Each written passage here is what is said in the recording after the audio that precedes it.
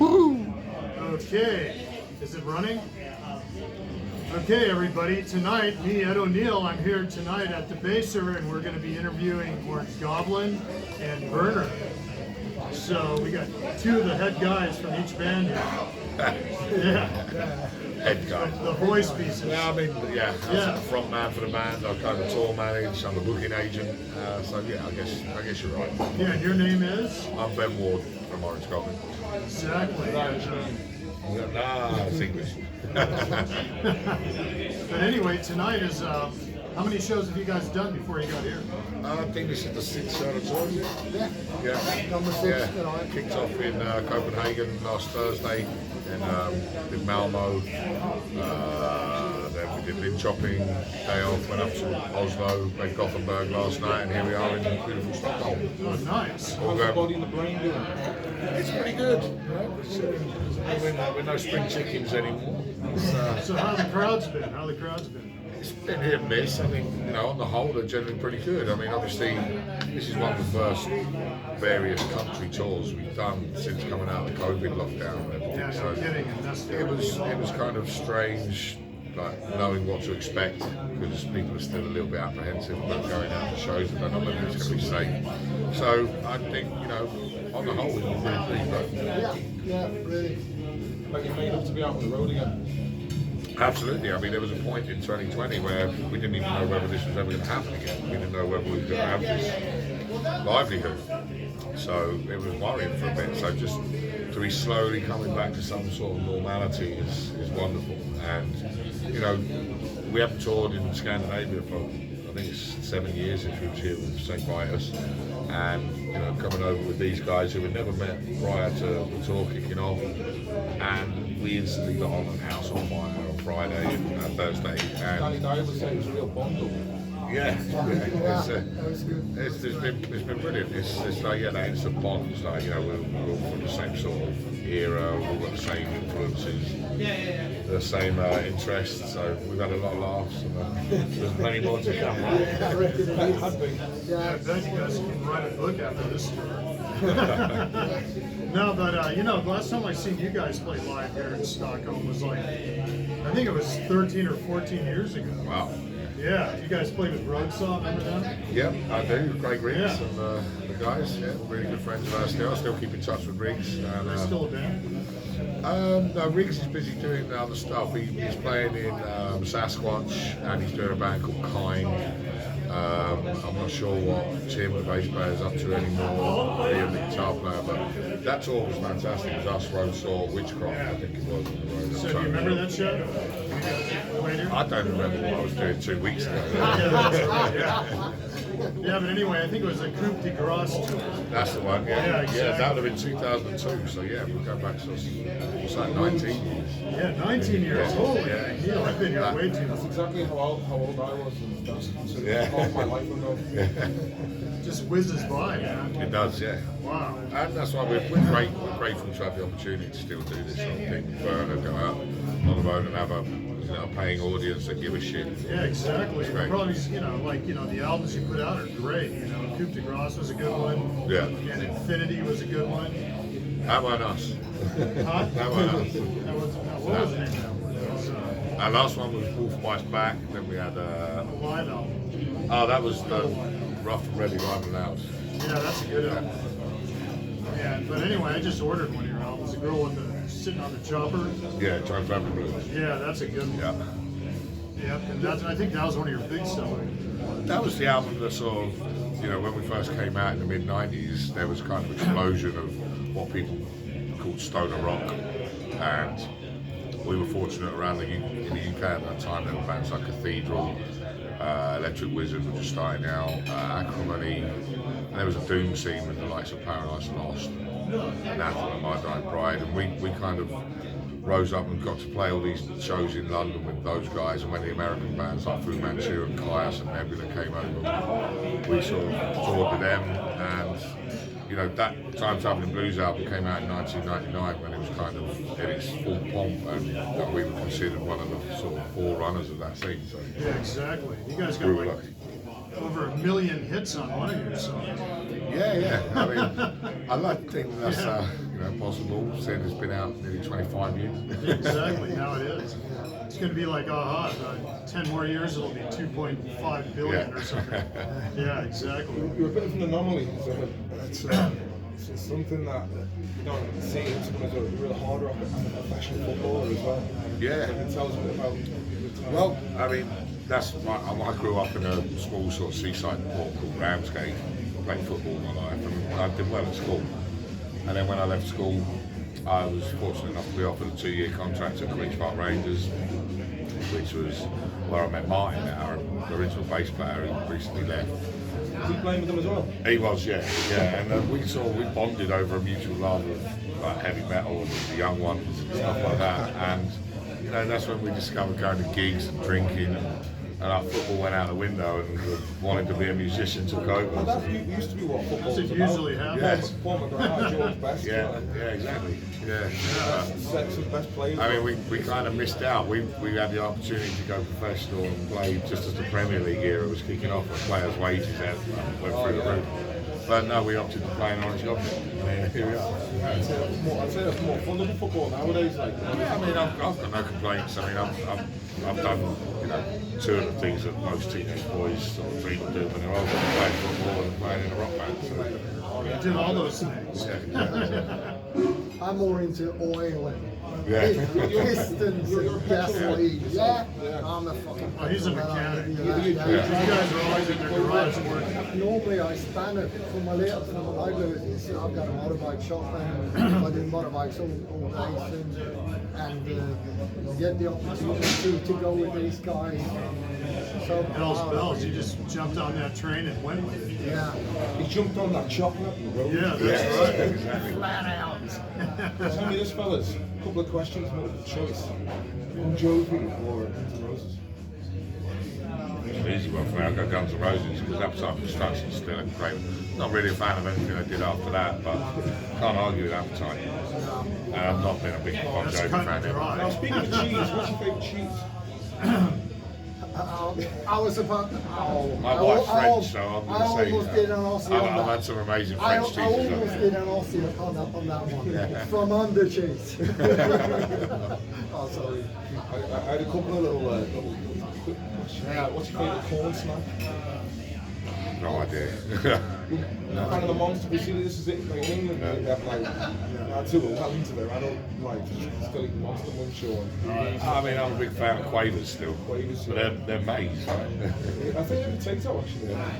Potato corn snacks. Yeah. But that's a funny thing about England is like people, my grandparents say you go and you're gonna get yourself a couple of Monster Munch and some skips. I do have a friend that lives in the States, and he does ask me to send him care packages with Monster Munch. So can't get them over there. So. There's an English shop over here. In It the should old be town. pickled onion or beef though. Oh yeah. Flaming Hot was the latest edition to the Smith's family. That was about 20 years ago. So showing the age there.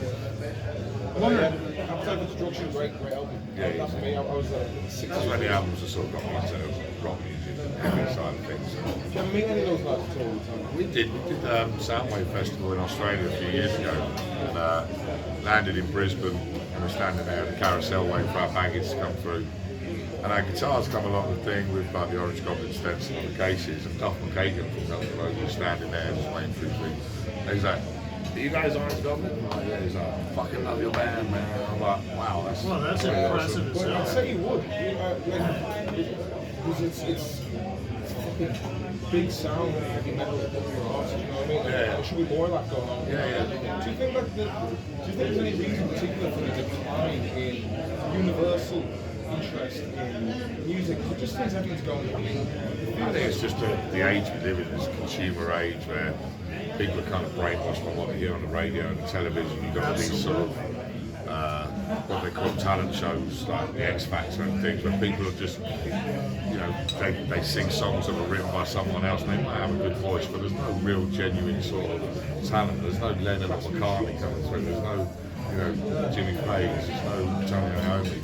And, people, like I say, a generation of people are now just sort of like, oh, I like what the radio plays because that's what they tell me to like. Well, then there's some people who say they don't like music at all, that I hear on job sites. Yeah. I'm not So surprised it kind of because blows me away. it's all sounds like it's just gone onto like digital audio Well, workstations. here the top 40 radio stations are crap. Yeah. Trebly out shite. Whereas you lads, heavy, melodic, balls out riffs, which is fantastic. Hey, I think there's still a market for it. People, things go round in circles. There was a resurgence of guitar-driven music that kind of come around it. The good thing is the music that we play and the music that Bürner play, it's always going to be there. It's never going to go away. The music now on the radio, the shitty dance music or hip-hop or whatever, 50 years' time, no one's going to give a shit about that music. No one will remember it. But, flights of Led Zeppelin and the Beatles and the Stones, Jimi it's Hendrix. always going to be there. All that stuff.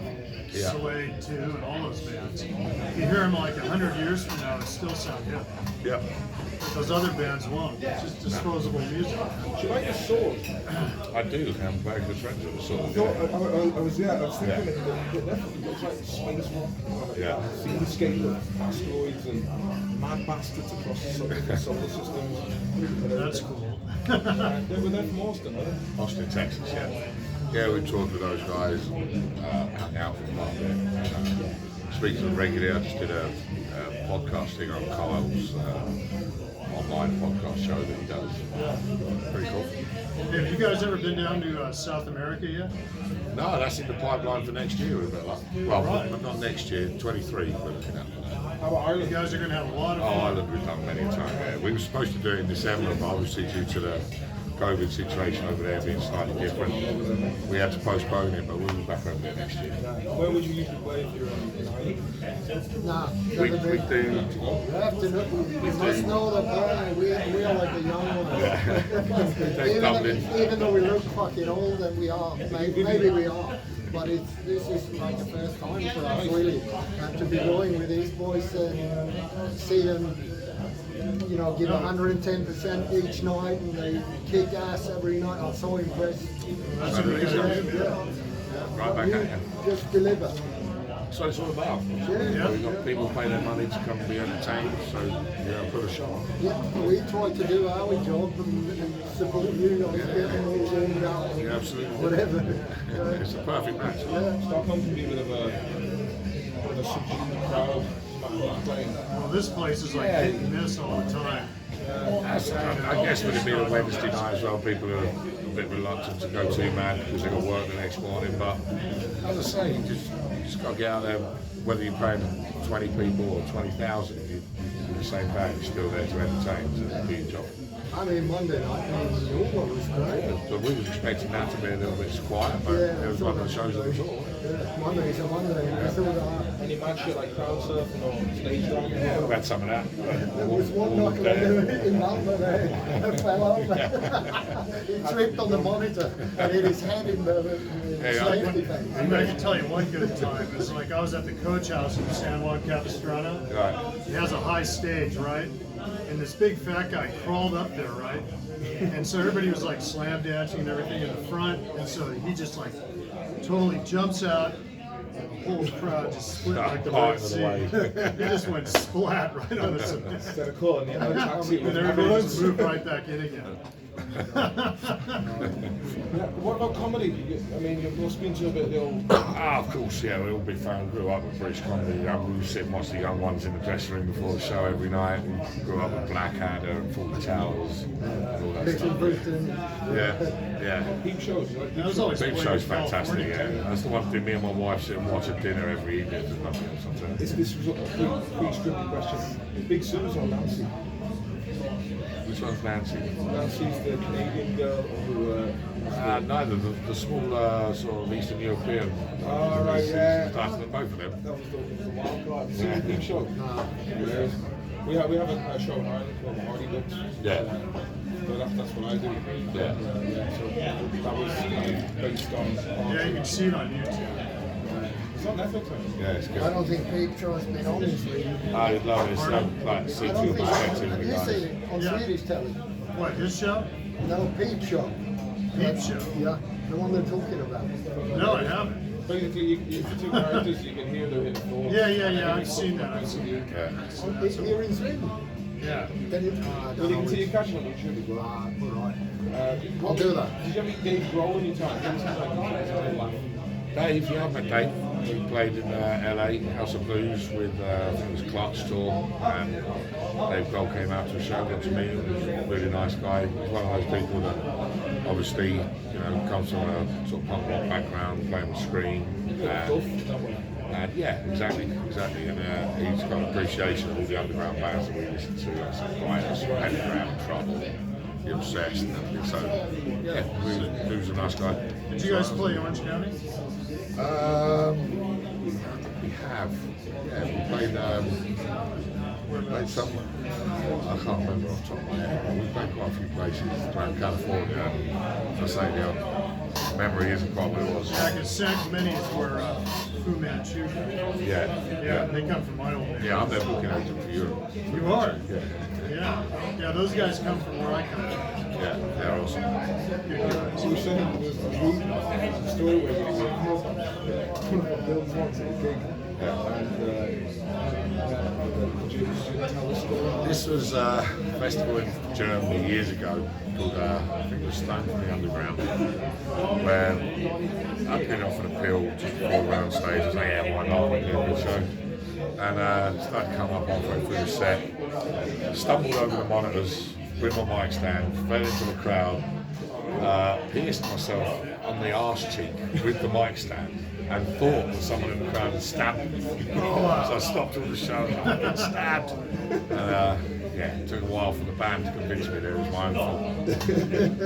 Did the show go on? It did, yeah. We finished the set, finished the tour, and our bass player's wife at the time was out with us doing merchandise. She had to like nurse the wound in my arse cheek every day. My cousin actually fell on an RSJ or a steel rebar. Yeah. In the garden, put some string together, and he fell right off his arse and just about missed his colon. Holy Magneto, man. He couldn't sit for a while. That's pretty close. Yeah. He would have been really plugged in. So what kind of festivals you guys played at in Europe?